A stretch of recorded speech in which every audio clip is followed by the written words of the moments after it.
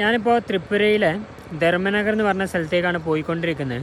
അപ്പോൾ പോകുന്ന വഴിക്ക് ഇതുണ്ടാവും, ഇത് ഇവിടെ ഒരു വെള്ളം കെട്ടി നിർത്തിയാണ്ട് ഇവരൊരു കുളം പോലെ ഒരു സെറ്റപ്പ് ആക്കി വെച്ചേക്കാണ്.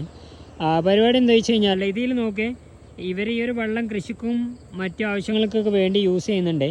മെയിൻലി ഇതിൽ മീനിനെ വളർത്തുന്നുണ്ട് കേട്ടോ. പിന്നെ അതേപോലെ താറാവ് അതൊക്കെ നീന്തി കുളിക്കുന്നുണ്ട്. ബീഹാറിലൊക്കെ ഞാൻ കണ്ടിട്ടുണ്ട് നോക്ക്. അപ്പോൾ ഇവിടെ ഉണ്ട് കേട്ടോ. ത്രിപുരയിൽ ഇപ്പോൾ ഞാൻ ഒരുപാട് കണ്ടു തുടങ്ങി. ആസാം ബോർഡറിൽ അവിടെ ഉണ്ടായിരുന്നു. മീനിനെ വളർത്തുന്നുണ്ട്. എന്നിട്ട് കുറച്ച് കഴിഞ്ഞിട്ട് അവർ ഈ വെള്ളം വറ്റിച്ചാണ്ട് മീനിനെ പിടിക്കാൻ തുടങ്ങും. കുറച്ചൊരു തണുപ്പുണ്ട് കേട്ടോ, അന്തരീക്ഷം കുറച്ച് കുളഹാ. ഇവിടെ കുഴപ്പമില്ല, റോഡ് നോക്കിയാൽ പൊടിയൊക്കെ ഒന്ന് പോയി കിട്ടി. ഇങ്ങോട്ടേക്ക് പ്രശ്നമില്ല. ഇങ്ങോട്ടേക്ക് ഒരുപാട് ഈ കല്ല് വെട്ടുന്ന ഏരിയകളുണ്ട്.